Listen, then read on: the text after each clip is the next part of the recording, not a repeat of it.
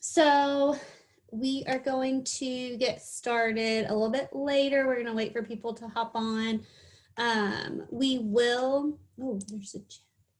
Oh, there she is. Hi, Lauren. So when you are chatting, make sure that you select all panelists and attendees so that if you want to chat different attendees and just say hi to your classmates and so that they can see different questions answered, asked, just make sure everybody can see everything.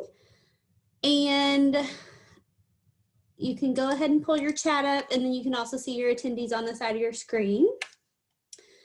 And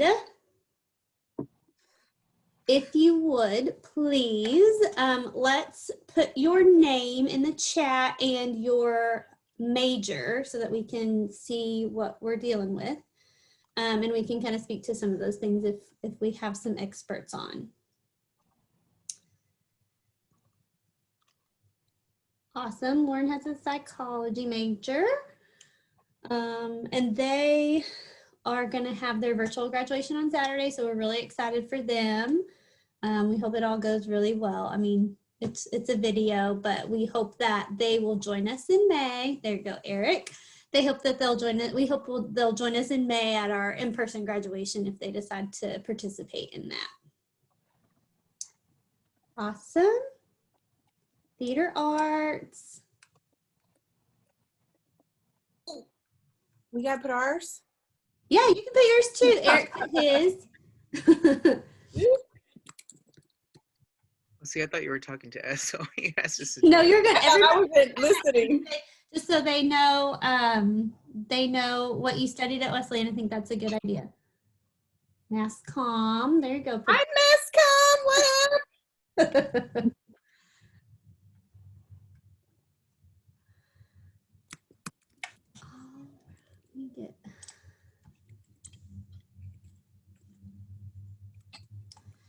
Okay, so while we're waiting a little bit longer, I'm going to go ahead and start the PowerPoint.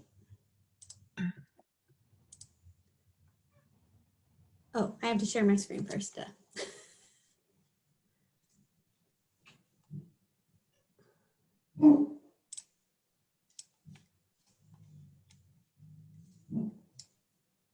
All right. Where's my So, since we have a PowerPoint, when the panelists speak, you'll see them in the top right corner of your screen, but we will show the questions on the screen and show some pictures and stuff throughout.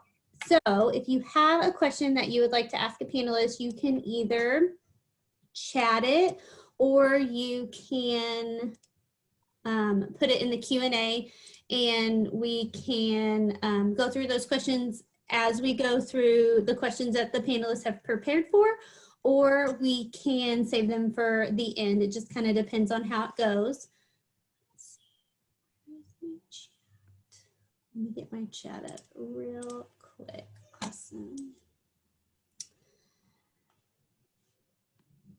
Okay. Again, if you have come on a little bit later, go ahead and pop your name and your major in the chat box so that we know who came. And then, as you can see, our panelists have also put their name and major in the chat as well, so you can kind of see what they did while they were at Wesleyan. And go ahead and make sure that your chat is set to all panelists and attendees so that everybody can see what you're typing. And this is set up like a webinar, so the only people that you will be able to see are the panelists. So if you need to go grab a drink or a snack or whatever, you're more than welcome to do that. This is very informal. And we have some really awesome panelists lined up. So I'm gonna go ahead and start, and as people come on, they can just kind of hop in. All right, so again, these are the things that I went over if people are coming in late. Comment with your name and your major, and check your chat settings and make sure it's set to all panelists and attendees, and then you can ask questions through the Q&A function, or you can chat, that's fine as well. We just want to make sure that we don't miss anything. Awesome, we have some MBA students on here. Perfect. Okay. Go, Jasmine. Yeah. I see you. Okay, so we are going to start by talking a little bit about what the alumni office does. So typically we have an event that we started maybe 4 years ago called the Grad Toast. It's a happy hour event that we throw for our graduates just to celebrate them and their accomplishments on graduating from Texas Wesleyan. And we also like to welcome them into the Alumni Association. So that's a really fun event. We're super sad that we couldn't have it this year, but when the school decided to do a graduation, we threw this panel together for you. So hopefully you enjoy it and you come out the other side with some good tips from these alumni. And if it goes well, we'll look into doing it each semester. I think it'll be really beneficial for you to get to ask alumni questions that you may have about life after graduation, but it also is a great way for our alumni to meet our students. So in the alumni office, we are housed in the Office of Advancement, and Advancement is tasked with promoting philanthropy to alumni and university friends and foundations and corporations to support the strategic vision of the university. And then in the alumni office, we specifically work on alumni engagement. So we plan really fun events, but we also plan alumni programming too. We just want people to stay involved with their alma mater and you know, really be proud of graduating from Texas Wesleyan and staying connected. So some of the really fun events that we do that obviously we are not doing right now are the alumni reunion. That's a weekend that we have in April each year. That is a weekend full of events. We start with a dinner and we end with the musical that the theater department puts on, and it's really fun. We are not going to be able to do an in-person reunion this year. We are going to do it virtually, but we have some really fun stuff planned, so stay tuned for more information about that.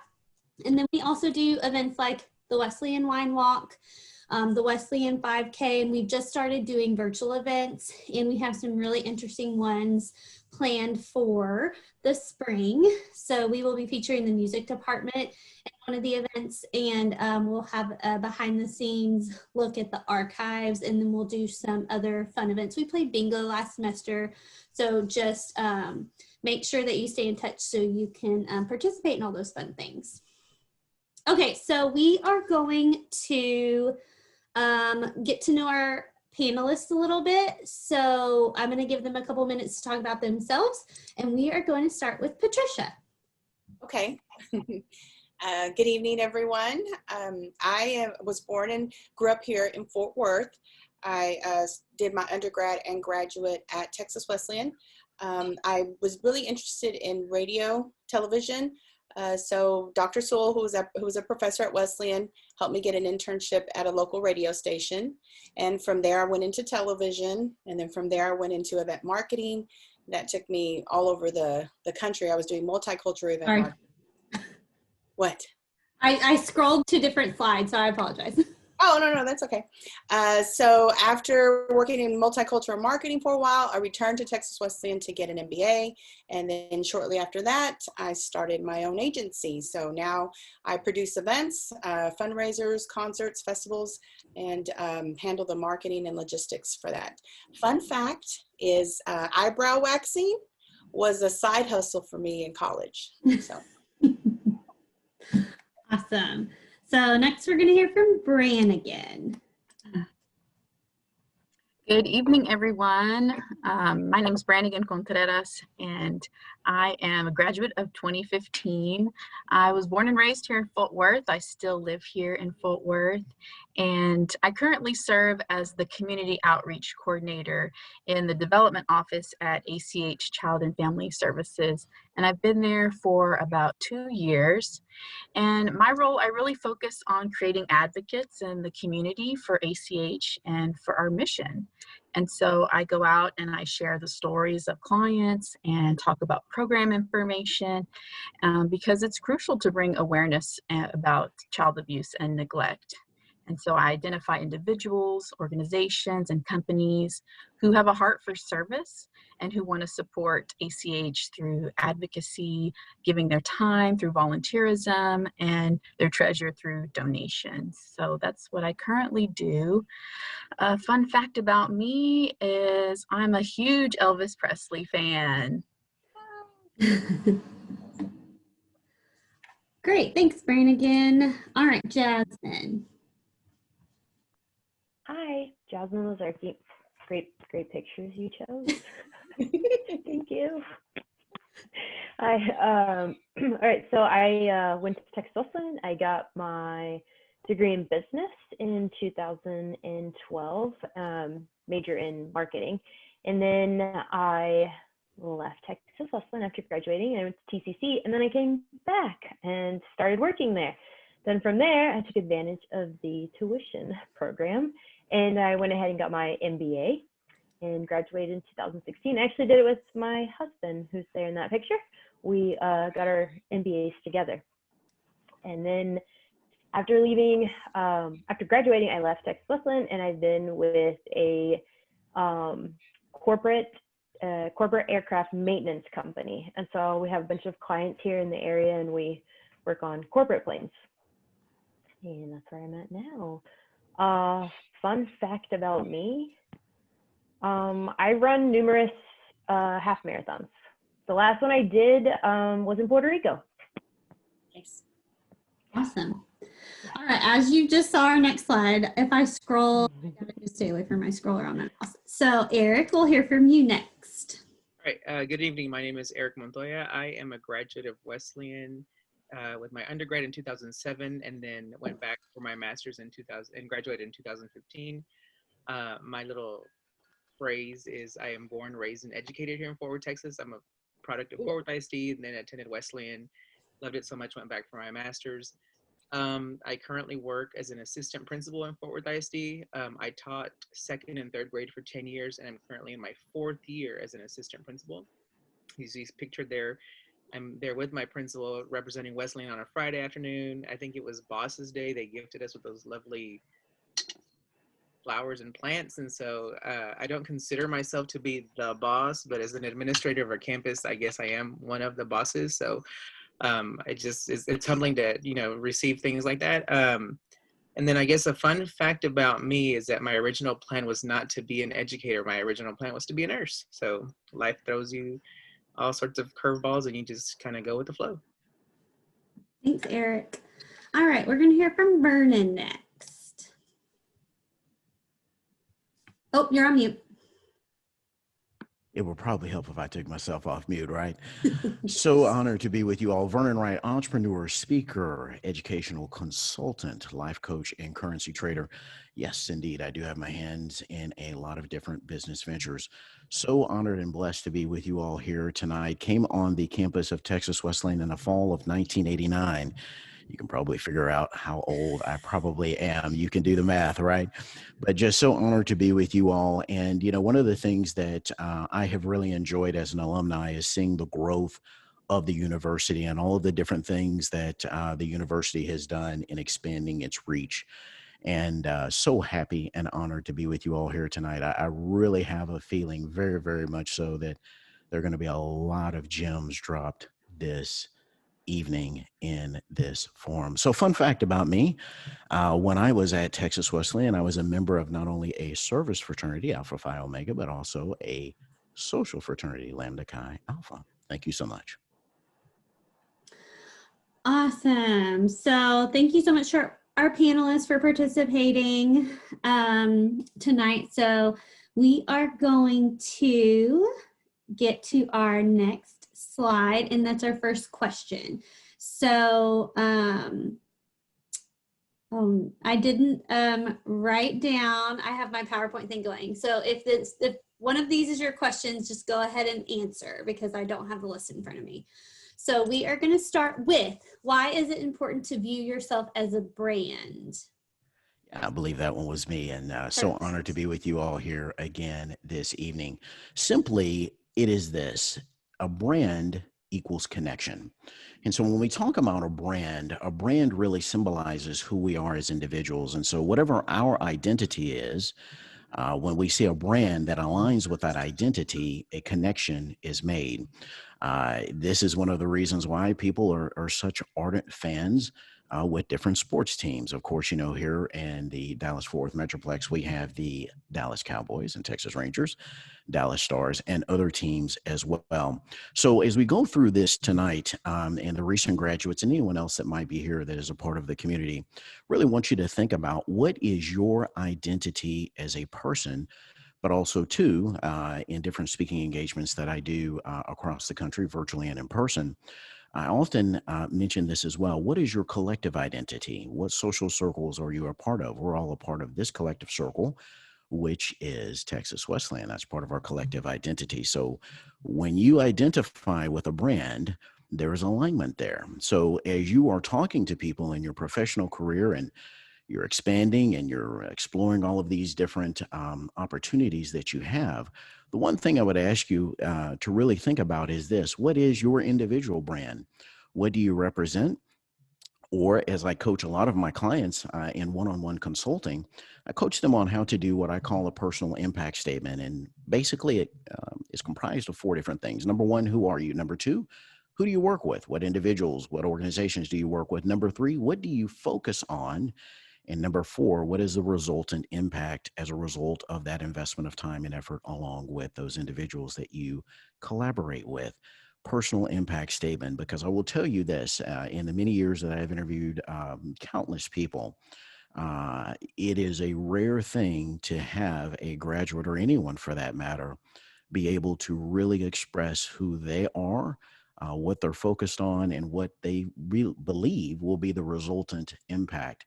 Those things make up your brand. And always remember this: your brand is the way that you connect with people. And without authentic connections, there can be no authentic innovation. Thank you so much. Thank you, Vernon. Okay, we're going to go to the second question. And this one is for Eric and Patricia. In dealing with different personality types in the workplace, what are a few tips you would give our graduates about effectively working with a diverse team? Patricia, you want to go first? Okay. So I read this question as diversity in the workplace. Being that I have a background in multicultural marketing, I had the privilege of working with various types of ethnicities and people and background. And as marketing people, we don't necessarily like to stereotype, but we like to kind of reach our target demographic. So for those reasons, in multicultural marketing, we did look at their ethnicities, their background, their languages, things like that. So I worked with very diverse people, very diverse teams. And I think that one thing I would say about that is, celebrate the diversity. It's obvious that I am Hispanic, and you may not know if I'm Cuban or Puerto Rican or Mexican. Then, if I'm working on a team and once we become, more familiar and getting to know each other as coworkers and colleagues, that might be a question you could ask, because I'm proud of my culture. I'm proud of where I come from. So I don't necessarily see diversity or ethnicity being something that we should shy away from, at least not for me and maybe most people. It's something to celebrate, because there's a lot of culture tied into what we do. For example, I do a festival and it celebrates Hispanic Heritage Month. That's very important to me, and I enjoy doing that, and I enjoy bringing out all the festivities that go along with our culture that month, whether it's food or music or whatever the case may be. So to me, that's celebrating it. It's part of who I am. One other thing I want to mention, I did take a class with Dr. Vadia, and he talked about global business. And there are some cultures in some groups of people that maybe are offensive, whether it's hand gestures or maybe showing up early, things like that, or come across as being rude. I would say just kind of research those things, be aware of those things. I also had a personal experience with the Senior Director of Marketing for Viacom. She's Dominican. So if you look at her, you could make an assumption that she was African American. And she actually told me a story where she was working with someone and they said, "Oh, that's so nice of you that you learned to speak Spanish." And she was really offended by that because she's actually Dominican and it's her native language. So making comments like that, you just kind of want to be sensitive to it, be respectful of other people, and open-minded to other people. All right, so when I read this question, I read it in the context of the job that I do, my career with, and I placed myself in my everyday setting with students. And I placed myself in my classroom, and then currently as a role as an assistant principal. And a diverse team to me is the different personalities that you interact with. And so as a teacher, my rule of thumb was that you didn't have, we talked about everybody's different, everybody, you don't know what students come to school with, you don't know what they're dealing with when they walk through your door. And as an adult, you have to know that and understand that, but trying to teach children to have empathy and to understand what their classmates may be going through it's a difficult task. But the way that we got through it in my classroom was that I flat out said, you're not going to be friends with everyone, but you will have a sense of respect for everyone that we're working with together. So now as an assistant principal, like today, I was called out of a meeting because I had 4 fourth grade young ladies who were not following the instructions or something that they had been asked to do. They were clowning around, made a mess, and they just were refusing to clean it up. So, walking into that situation as the administrator, I could just literally, go in there and give you an order and expect you to do it, but that's not going to get me anywhere. And it's not going to make me feel good. It's not going to make me feel any more powerful. It's just not going to work. So I just, I sat down with them, and the first thing I say to them is like, I'm not yelling at you, I'm not screaming at you, and I'm not being ugly to you. And so we basically had a conversation and broke it down to the school where we are working, or where we are now, is like our house. And you respect your house, I respect my house, but this is our house together. So we need to do what we need to do together to be respectful. And so at the end, it was like they were agreeing with me, which, 4 fourth grade young ladies is, in this day and age, it's kind of difficult to get them to do that. But I feel like I won. And, I asked them to do what they thought was best to fix the problem that I had been called in for. And of course I was, just saying, I'm busy with my job, this is your job. And, you kind of just talk to them. I've also learned this with, being in this role, you don't win with yelling at children. And, just thinking of how I was going to answer this, I basically said what I wanted to say with, being respectful, but I'm listening to what Vernon said about your brand is how you connect with people. And so I'm thinking about like what my brand is like. I'm sitting here taking notes as he was talking. So I just, it makes me wonder what my brand is like on campus, and how I want others to see me and, connect with the people that I'm working with the students that I'm working with. And then also having to connect with their parents, because, as the administrator, I have to make usually some tough calls home to say, this is what happened, this is what's going on. Or, sometimes I get to make the really good calls, but it's just about connecting with the people that you're working with and being at all times just respectful. You may not agree, you may not, always be on the same page, but if there's a level of respect, that just goes a long way. So that was my take on a diverse team. So. Thank you, Eric. Okay, our next question. This is for Patricia. What advice would you give to someone who is currently interviewing in this virtual landscape? I would say always be enthusiastic about the opportunity to actually meet with somebody, or even to just speak with them via Zoom or any kind of conference meeting. You should be excited about the opportunity. Also, be enthusiastic about the idea of working for the company, should you be offered a position. And then also excited about the contribution you're going to make, should you accept the offer. Another really good tip that Christian kind of mentioned was find out what their company colors are and maybe wear it on the interview to show that you are in supportive of the company, the culture. Do research obviously about the company and who you're interviewing with. But also, like I said, I think what I do, when I'm hiring, I want to know that the person that is coming onto my team believes in what they're doing, is excited about the opportunity, and is going to go above and beyond for, whether it's for the department or whether it's for the organization, the company. They're just going to make that position and their responsibility a priority. So I would say communicate that to them. Let them know that that is what you plan to do should you be offered the position. So I just want to add on to that.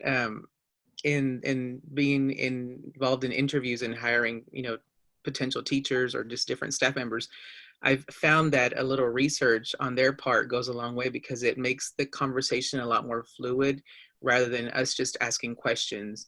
And then also at the end of the interview, we always ask the question, well, do you have any questions of us? And when those questions are asked by the interviewee, it just shows a lot more of the interest in the position, and what they've done to gather information about what, in my case, what my school's about and what we've done. And so that just adds a little bit of something different to an interview, in my opinion. So just another little tidbit.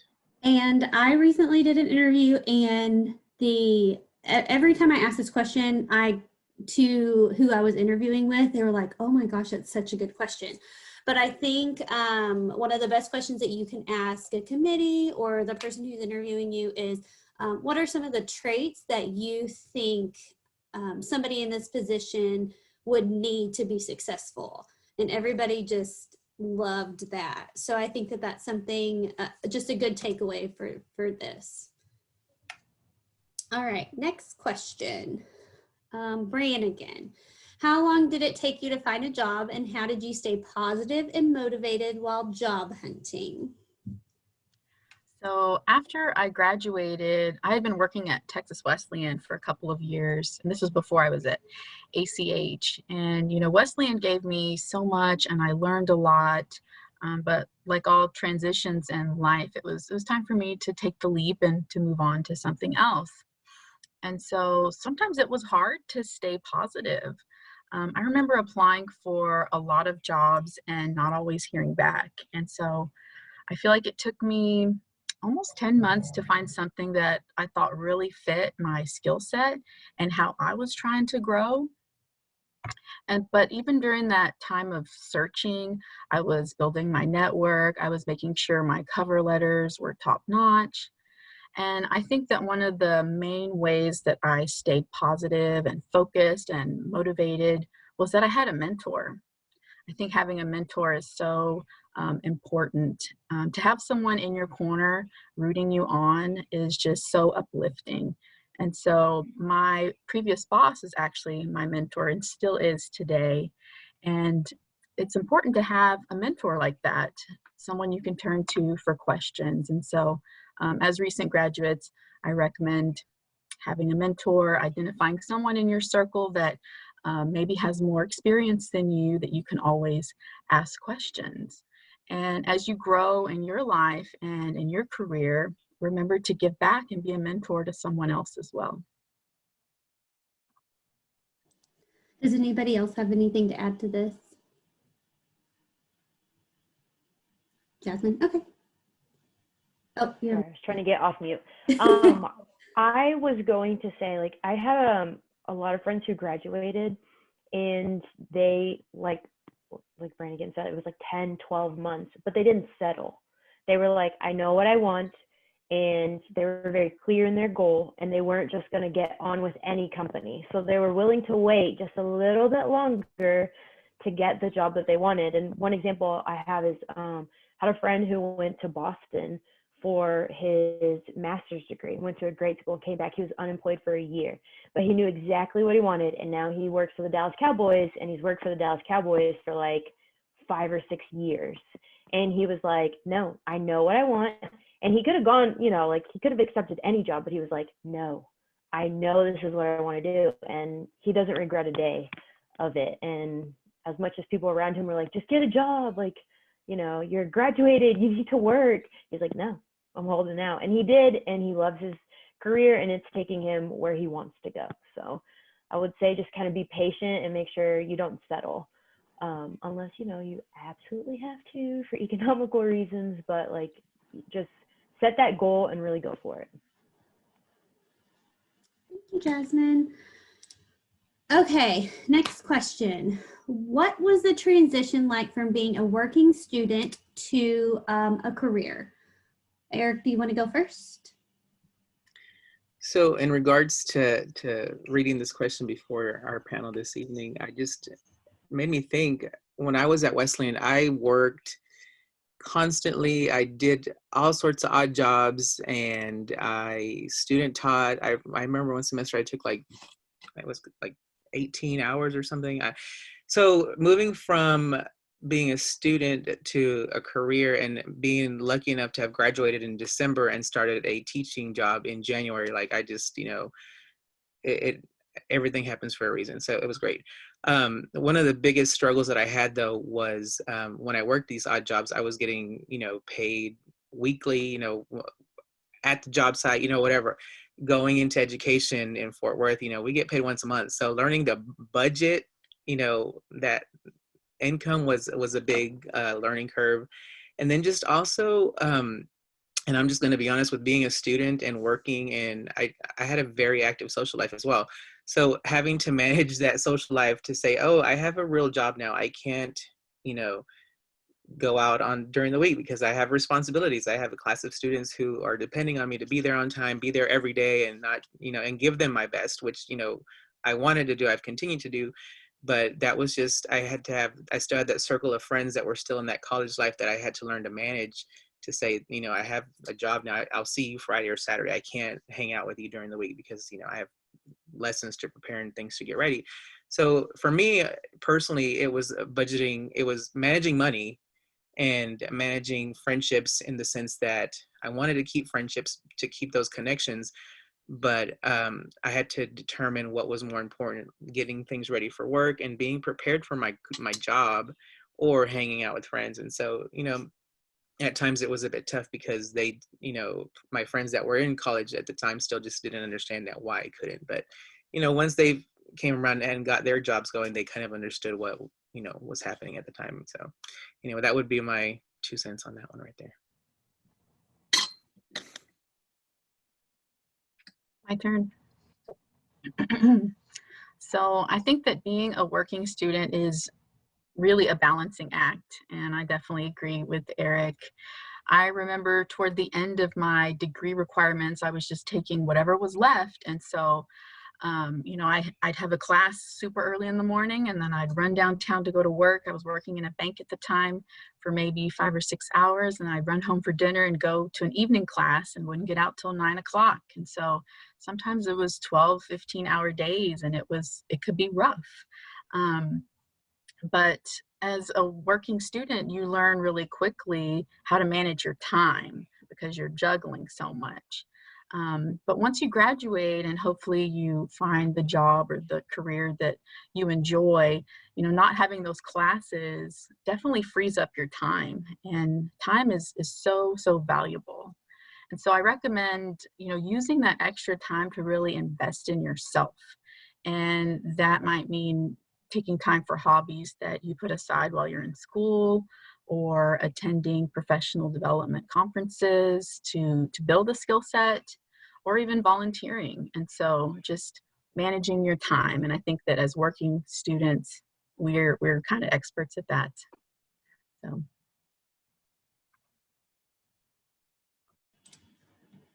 Thank you, guys. Okay, next question. Sometimes it's not what you know, it's who you know. How can recent graduates build networks around themselves to broaden their reach? Brannigan, you want to talk about that?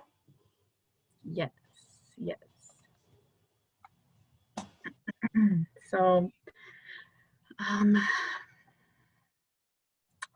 you know, as a recent graduate, I think it's so important to build your network, and there are so many ways to do that. And when I was on the job hunt for that 10 plus months that I was looking for a job, you know, I thought submitting these applications isn't working right now. So what is my next step? And I knew that my next step was I needed to put myself out there and meet people. And so that is when I went to my first Hispanic Women's Network meeting. And I intentionally went to this meeting alone because I knew if I went alone that I'd be forced to talk to people. And so that was the beginning of my involvement in the community. And since then, I've served as a board of director, I've been on committees, and it's really given me a lot of opportunities to grow in my leadership skills. And so I really think the key is getting out there and introducing yourself to everyone and telling them who you are and what you're trying to do. And I think they'll remember you when opportunities come up. And I truly believe that I am where I am today because of my network and the opportunities I've been given. So I encourage you to build your network, join young professionals groups where you can meet new people and tell them who you are and what you're trying to do. I think that a lot of young professionals groups have like a service volunteer component, so you're able to give back to the community. Even places of employment have young professionals groups that you can join to get to know people in your jobs, even churches. And of course, stay in touch with the alumni office and the Alumni Association. They are your network too.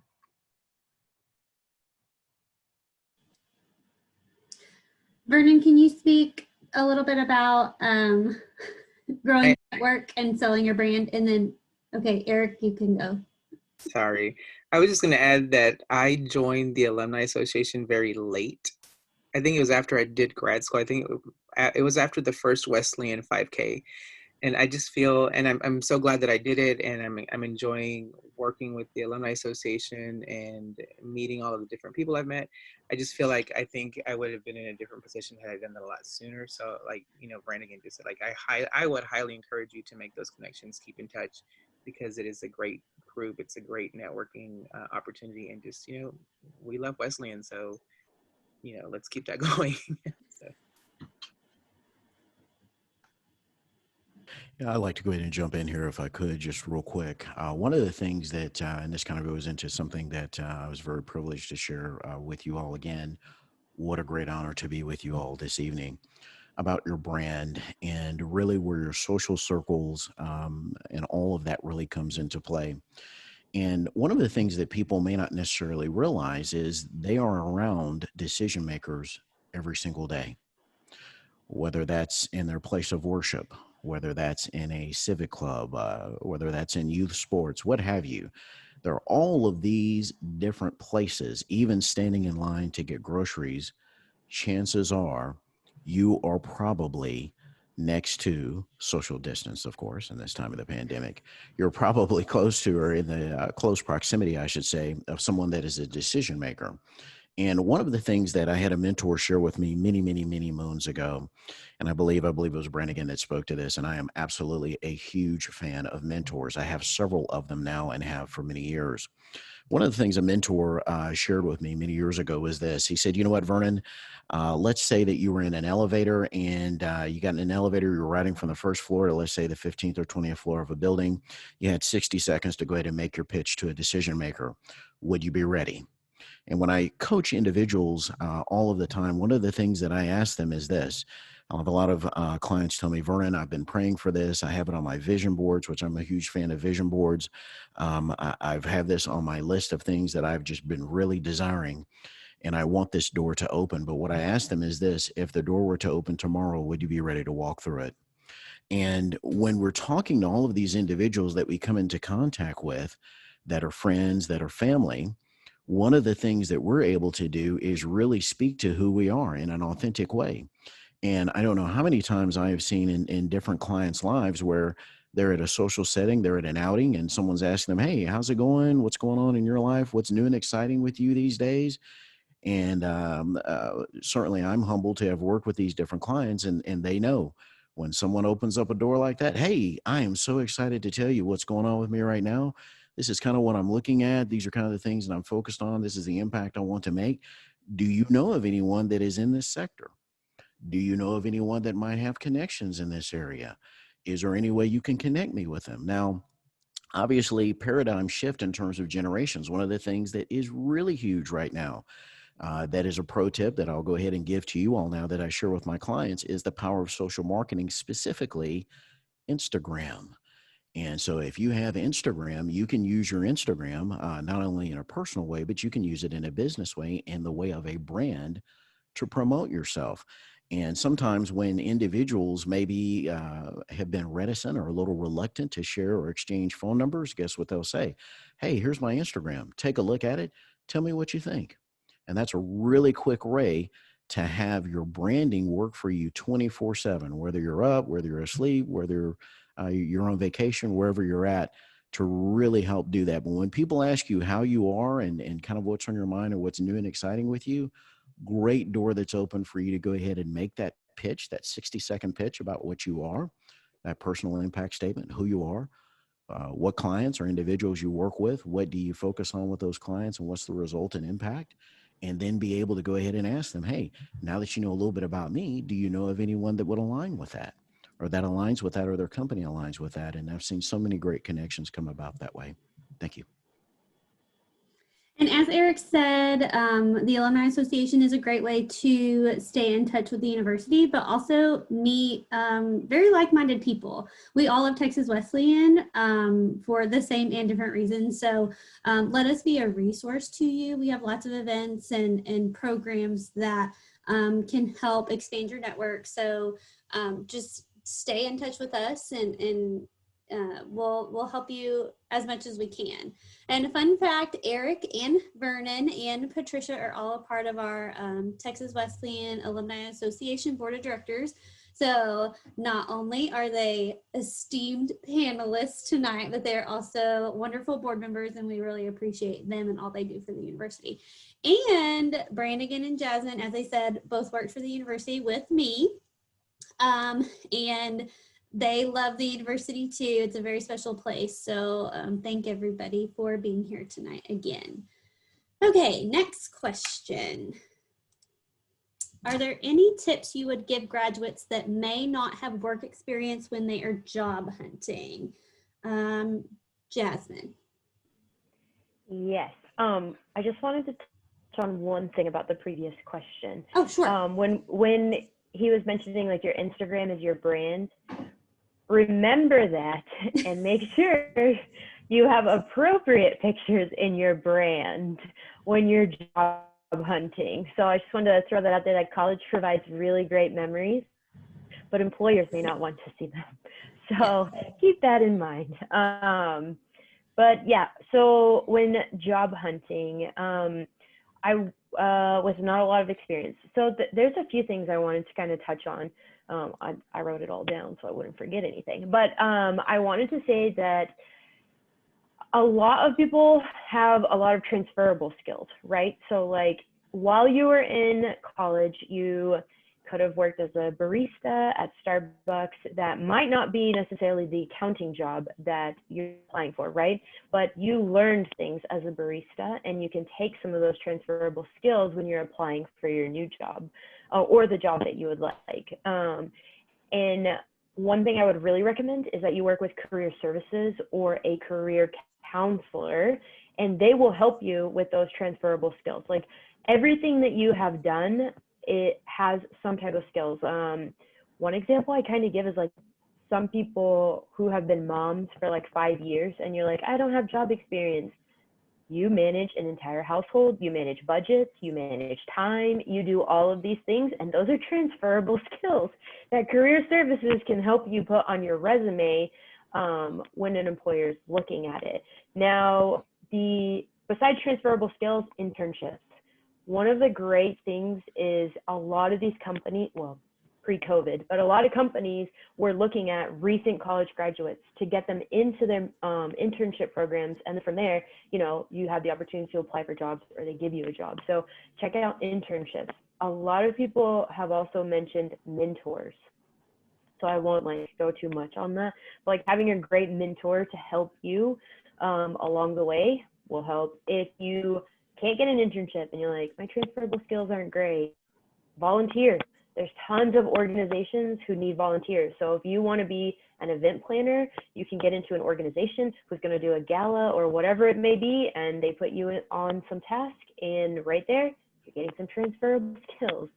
The last thing is continue your education. There's tons and tons of programs out there that you can get certificates for, or just expand your knowledge. One of the examples I was going to kind of give is that if, for example,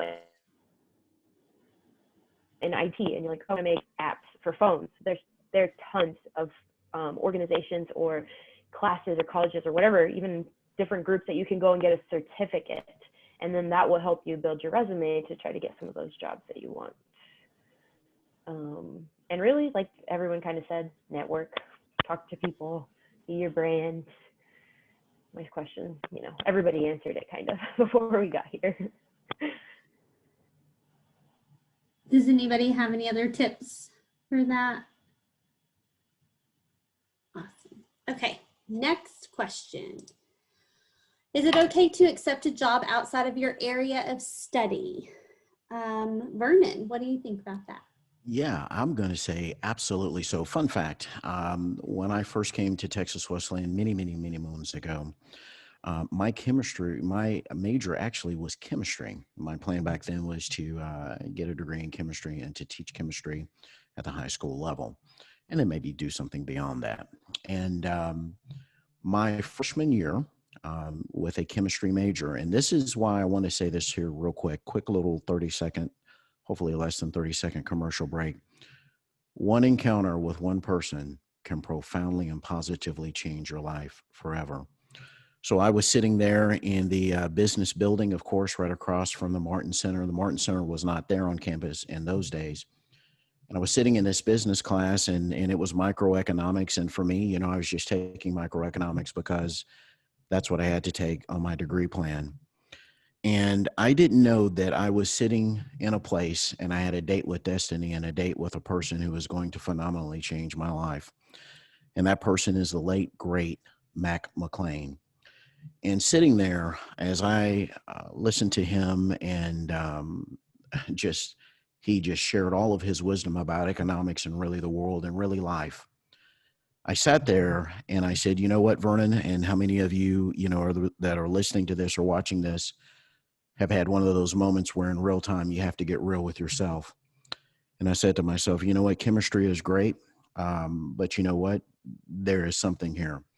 I'm going to change my major. I'm going to change everything to economics and finance. And he was my inspiration.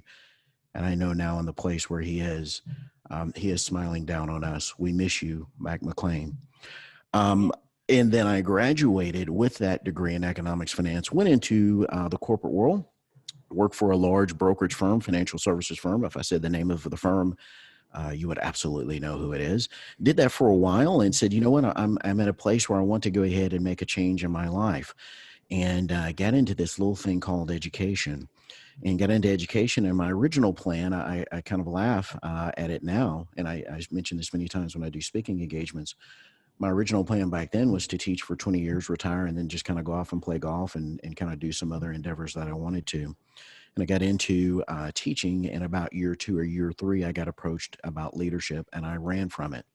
As a matter of fact, I was on a podcast doing an appearance here very recently, and I told them it reminds me of the song by the Flock of Seagulls, I Ran. For those of you that are not as seasoned, you might have to Google that or Shazam that one. I looked that one up on YouTube. But I ran, right? And I didn't know that the thing that I was running from was the thing that I should have been running to. Let me say that one more time. The thing that I was running from was the thing that I should have been running to. But I want to also go ahead and tell you that thankful, very, very thankful to God that he put some angels in my life. And I'm going to go ahead and say this as well. Sometimes people are put into your life for a reason and for a season.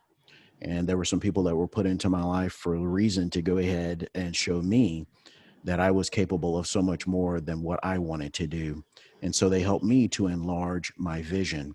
Now, I say that because if I had just stayed with the vision that I had, my impact would have been greatly diminished. And so I want you to think about this as you start to explore different job opportunities and different sectors and different things that you have in mind. I always want you to think about, if I were to go down this path, what could be my impact? What could be my potential impact?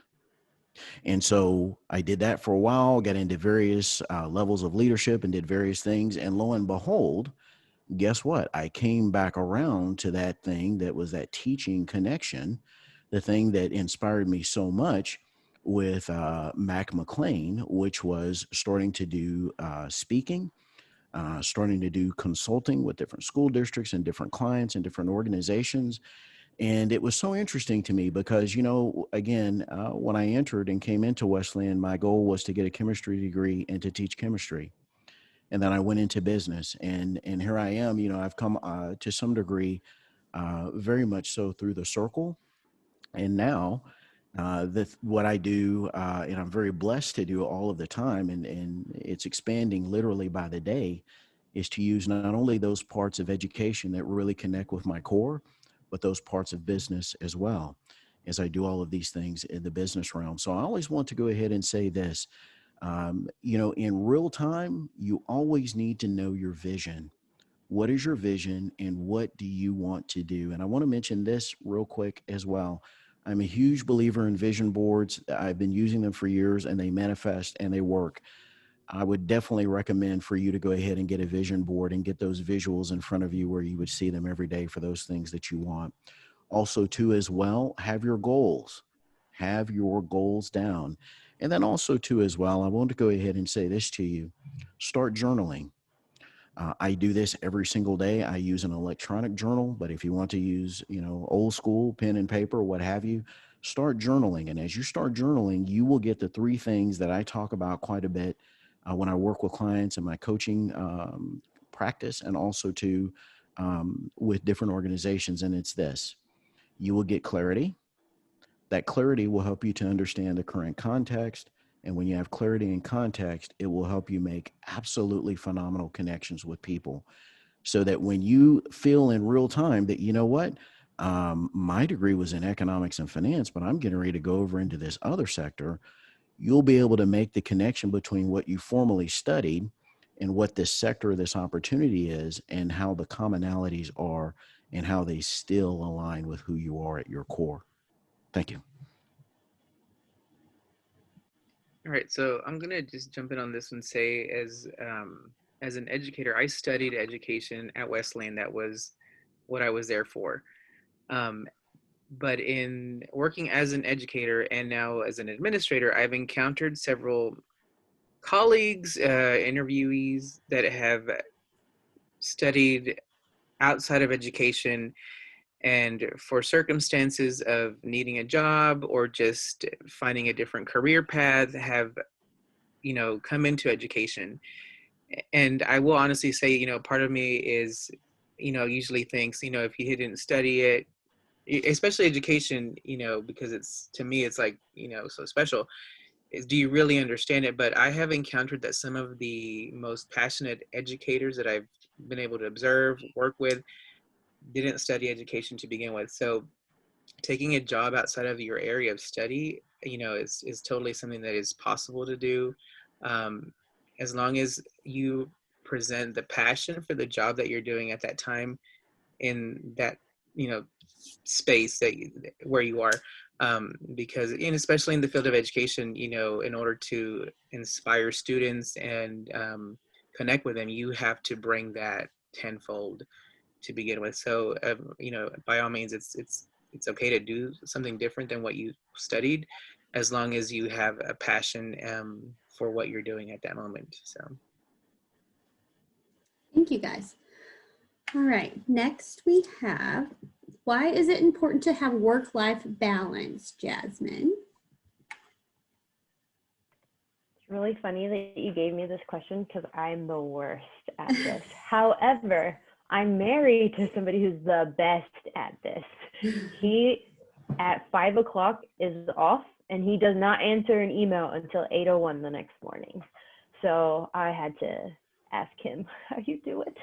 But what I can say is, why is it important?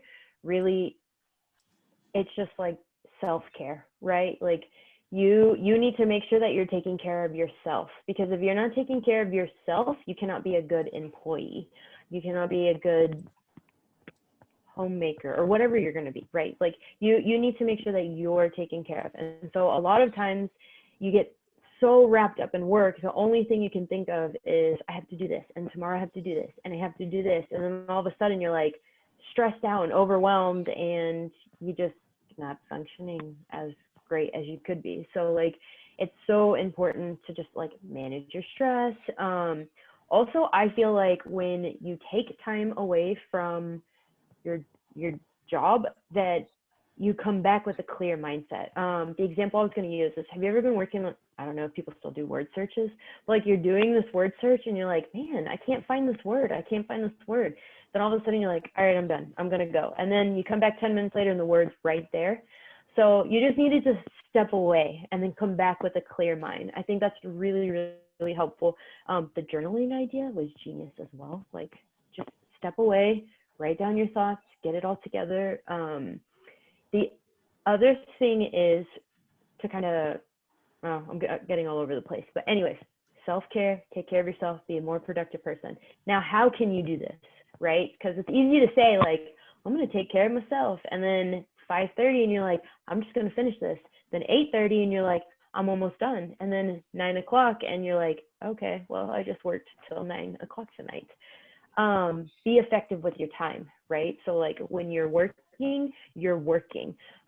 This is like the biggest distractor in our life. At work, try to stay very focused.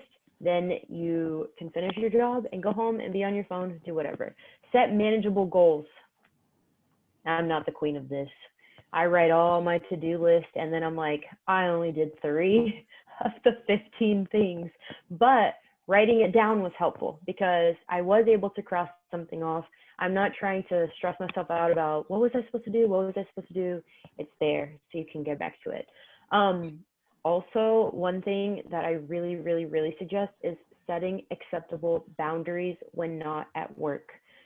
If your boss did not tell you that you need to answer emails at 9 o'clock, don't answer emails at 9 o'clock. Say, I'm not available. This is my time.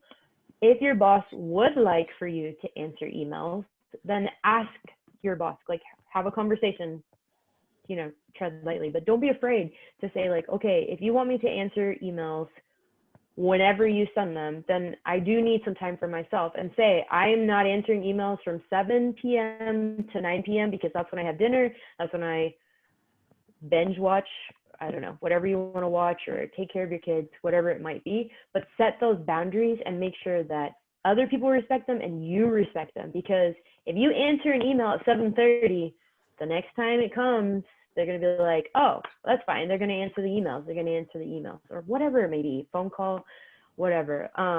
But just try to, you know, kind of do some of that stuff. And then when you're at home, man, do a hobby, sports, fitness, cook, I don't know, things that spark joy, plants. You guys can't see all my plants. There's like this whole, it's crazy. Hang out with friends in a respectable manner, you know, and talk with a therapist because that should be normalized, getting help if you need it. The other thing is, don't beat yourself up. It really is a lot easier said than done. Like, it takes practice. And I know, like, when I graduated and I got a job, I was like, I have to be the best I can be. Like, this is my first job and I want to be so good at it. And then I was like exhausted. Like, all I did was work literally Monday through Sunday. And then it was like Sunday was preparing for Monday and I didn't do anything. I was like just working all the time. And now I'm really good at, not really good, I'm better at balancing and just taking some time for myself and not feeling guilty about it. So please, anybody else chime in, because like I said, after 5 o'clock, like, he's done. He doesn't even talk about work. And I'm not that person. I will say that I did learn the hard way, just you know, wanting to be the best and you know, do the best job for, you know, a school was my thing. And I, you know, was there 8 o'clock, 9 o'clock at night, you know, was leaving there, was getting there like at 7 o'clock in the morning. And one day somebody's like, the work is always going to be there. So whether you are here till 9, whether you leave at 4, whether you leave, it's going to be there. So you have to set those boundaries, set that balance, because you will run yourself ragged. And it's important to take care of yourself so that you can be that best person that you want to be at whatever job you're doing, at whatever passion you have. Just take care of yourself, set those boundaries, and like you just said, be respectful of those yourself, because if you don't honor what you said, then it's easy for somebody just to take over and take advantage of you. So I was gonna add, if I was gonna answer an email, I literally would tell myself, is someone gonna die if I don't send this email? Probably not, right? Like, what's the difference if I send it at 9 o'clock at night versus 8 o'clock in the morning? Whoever's on the receiving end is probably gonna open it at 8:05 in the morning. So why am I stressing out about an email at 9 o'clock at night? I took the emails off my phone at one point because I was like, boundaries. that's a good idea. It's hard. It's so hard.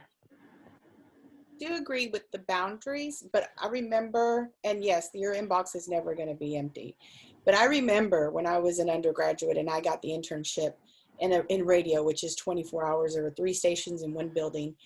I was there all the time. And yeah, I mean, I was working, but really I was learning. It was a paid internship. It was only for a set number of hours, but I was there beyond that because that's what I knew I wanted to do. So I was willing to be there and learn the business side of it, the on-air side of it, the marketing side of it, the management side of it. I mean, people even would tell me, I think you're gonna run this place someday, because no matter what department it was, they knew that I was willing to work. And they would see me and say, hey, I need some help with this. Will you help me do this? Will you help me do that? They showed me how to do commercials. I was, recording drops when people came in the studio. I learned so much. And at that time in my life, I didn't have a family. I didn't have children. I had family, but I didn't have children or really big obligations or responsibilities. And I loved it. I loved every moment that I was there. I did get burned out sometimes, but that's when, I kind of relaxed and just kind of refreshed. But didn't work a day in my life. Loved it. Loved what I was doing. So that might be your story. Thanks, guys. Okay, last question. And this is for Patricia and Vernon because they own their own business. What advice do you have for people who might want to start their own business down the road? Okay. Go ahead, Vernon. You want? Well, I'll jump in. We can kind of tag team on this, Patricia. I think we Sure. can do that. Yeah, absolutely. So a couple of things. I'm going to approach this from 2 different perspectives, right? One is in the perspective of an actual legal entity. The other one is the perspective of really what is and I love to use this term, the essence. What is the essence of your business? I think when I say that term essence, that word essence, it makes me feel important. But anyway, the entity part of it, and those of you obviously that have MBAs and have done advanced studies in business, you know that there are different types of entities. There's a sole proprietorship, there's a partnership, there's an S Corp, there's an LLP, so forth and so on, so forth and so on, right? This is certainly not the environment or the avenue or the forum to discuss all of those. But, get with an attorney and get with a tax professional and start talking around those options and what they feel in their qualified, certified opinions would be best for what you're trying to do. That's kind of the entity part of it.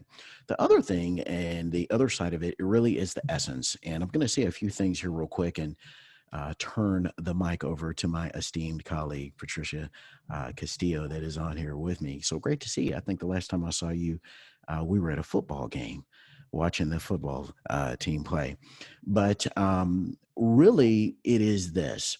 As one of my mentors shared with me many moons ago, identify a need, fill a need, close the deal. Let me say that one more time. Identify a need, fill a need, close the deal. Now, when we talk about closing a deal, unless someone has really been through, I guess, what I would call some type of formal structured sales training or even in informal sales training, they need to understand how to close the deal. And this little thing called how to make a value proposition, because really what we're asking for people in whatever the business is really for them to do this. We're asking for them to exchange what's valuable to them, which would be their resources, in exchange for whatever we feel will fill the need that they have. So we're asking for this exchange of resources, right? What's important to them, what's important to us to offer them this value added, the value proposition. The other thing I want to mention here real quick too is about closing the deal. And you can go ahead and engage, and Patricia can speak to this as well, because she's worked with a ton of clients as well. You can engage a client and kind of start to fill out a client about kind of what they're doing and where your business is kind of structured and whether it aligns with what that client is looking for. Sometimes it will align with what that client's looking for. Sometimes it will not. But this is the part where we've talked about this kind of throughout, whether you're going to approach opening up a business on your own or whether you choose to go ahead and work for a company. You need to know who you are first, because whatever your business is going to emanate from your own identity. So you need to know, going back to that personal impact statement that I use with a lot of clients, you can use that for your business. I use it for my business, as well as having a personal impact statement for myself personally. Who am I? What am I about? What clients do I focus on? Because you need a niche. Don't try to serve everyone everywhere. That is not the way I would recommend. I know that my opinion is not necessarily the totality of everything in existence, but you need a niche, right? You need to know what clients are you're working with. And then third, you need to know, what are you going to be working on with those clients? Okay. What are going to be the specific areas? Or in other words, to use the common vernacular, what's going to be your jam? And then obviously, what are clients going to want to know? Well, hey, Vernon, that's great that you work with clients like us, and this is what you're going to focus on with us potentially. What's going to be our return on investment, right? So we invest the ROI. We're going to invest this money in you. We're going to sign a contract with you. You're going to work with us. What are we going to get in return? And you need to be very, very, very clear on what that's going to be, specifically in terms of outcomes. When you start working on your business plan, all of these things can be a part of that. But, real quick again, what corporate entity or what legal entity do you want to have your business under? I wouldn't necessarily, and I'm not a qualified professional, I wouldn't necessarily recommend a sole proprietorship. A lot of people started there. Once upon a time, I started there. But explore those with a certified tax professional and a lawyer. And then also to think about, what is the essence of my business, and get formal sales training. One of the most phenomenal books, and I don't get a kickback from it, I don't have any link to the organization. One of the best books on learning how to sell and really upgrade your sales skills and how to close a deal. Because you can have a great proposition for a deal, but you need to close a deal. That's even closing a deal on an interview. You can have a great interview. I've interviewed so many people over the years, and then at the very end, I thought to myself, would the person just ask me for the job? Like, that's the only thing I'm waiting for, is for them to ask me for the job. You got to close the deal. The name of that book is Sell or Be Sold by Grant, Grant Cardone, Cardone. Sell or Be Sold by Grant Cardone. Phenomenal. One of my top sales books that I've ever read. I've gone through the book multiple times. Read that, and you can use those skills like tomorrow. Well, of course, if you're a speed reader, you can use those skills literally tomorrow to position yourself advantageously, not only for your business, but even for an interview. Thank you so much. Wonderful. Wonderful. That is all great advice, Vernon. And I think your opinion amounts to a lot. Been wonderful to be on this panel with you and everyone else. I'm going to say that my response to this is a lot more spiritual. I actually had someone ask me, how do you do it? Like, how do you run your business every day? And my answer immediately to her was, I pray. Of course, at Wesleyan, of course, I was taught how to write a business plan, how to minimize your risk. I was taught the accounting side of a business, the hiring side of a business, interviewing, all that. Of course, I learned that at Wesleyan. But when it was time to put my feet on the ground and move, I prayed, because I did not. I'm going to be very, very honest with you all here. I did not know, is this the path that I'm supposed to go on? I felt like I was hitting brick wall after brick wall. And I just said, hey, am I supposed to be in the workforce? I'll do that. Or am I supposed to have my own business? And I honestly, wholeheartedly feel that that's the direction that I was pushed in, was to have my own business. And I also, even now with COVID, I also feel like everything that has happened to me throughout this journey, from, getting an education, starting my career, being serious about my work, everything that I have done, everyone that I have met is to prepare me for what is happening now or what is happening in the next chapter. I do event marketing, so my job is to bring thousands of people together. So in time of COVID, I guess I would say that my advice would be evergreen, you know, find something that everybody's going to want all the time. And that's great. That's great advice too. But even with what I'm doing, even though that is my job, is to bring thousands of people together, I'm finding a way to create marketing opportunities for clients that are virtual. So be adaptable to change. I guess that could be another word of wisdom, to be adaptable to change with your business, not necessarily stop and do something completely different. I'm still doing marketing. It's just from a virtual aspect. In meeting with clients, I would say, when you're starting a business, statistically speaking, a business usually will last 4 years and then it's done. I would say manage your own expectations of your business, because a lot of people think, oh, I'm going to start my own business, I'm going to make all this money, I'm going to do this, and that may happen for you. However, if it doesn't, don't think that it's not working. Keep going at it, keep working at it. What's happening is that, like I said, everything is leading up to the next chapter. And what's probably happening in that time frame is that people are getting to know you. You're doing business with people. They're understanding how you work. They're understanding if you know what you're doing, if they can trust you with their investment. All those things are going on. And then eventually you're going to be the one they call on when they want to do a virtual campaign, or when they're going to do a product launch, or when they're going to do a fundraiser. You're going to be the one that they call. And when you create an idea and you present the opportunity to them, they're going to immediately fund you because they know you know what you're doing. So all that in there is, I guess, passion and hard work and learning, and yeah, there's so much that goes into it. But one thing that one business owner told me, that I haven't gotten there yet, but one thing that he told me that kind of stuck with me is that he said, I can either, be on the workforce and do a job, or I can have my own business and, and be paid a certain amount, or I can have my own business and my income is whatever I want it to be. I haven't gotten there yet, but I'm trying to get there. So one last thing on the God-given, what I believe is that I believe, this is my belief, that God gifts all of us with talents, and he wants us to share those talents with the world. And so if, Eric being a teacher, he's definitely blessing those children. Vernon being a consultant, he's definitely doing his part in helping people. Brannigan too, oh my God, the work that she's doing. Even Jasmine being so fit and being a good example for her family. And oh, Christian, you're wonderful. You're wonderful leading this team and us and doing this and bringing this opportunity to y'all. So I really honestly feel that we have God-given talents. And so when you feel like, oh, I'm punching in, I'm punching out, maybe God wants you to do something different, to impact the lives of other people, to push them in a positive direction and impact them, make a difference in their lives. You're doing that for them. You're being the vessel to be a blessing to them. You never know, because you are along this journey going to be blessed. Thank you, guys. Well, that is our last question for the night.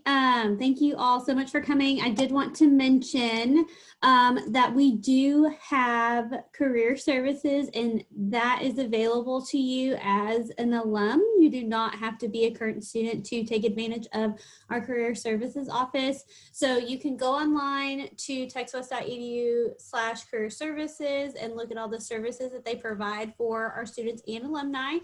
We've listed some there, but after the Christmas break, if you want to reach out to them and you need them to look at your resume, or maybe you think now graduate school is right for you, they can talk to you about those opportunities. So if you have any questions, you can reach out to our office or just talk directly to career services. And then the last thing is, of course, follow us on social media. We have a lot planned for the spring semester, and we are excited to share this new virtual world with you. We hope that we provide our alumni with wonderful opportunities to network with each other, but also help them stay connected to the university. So follow us on Instagram and Facebook to stay connected.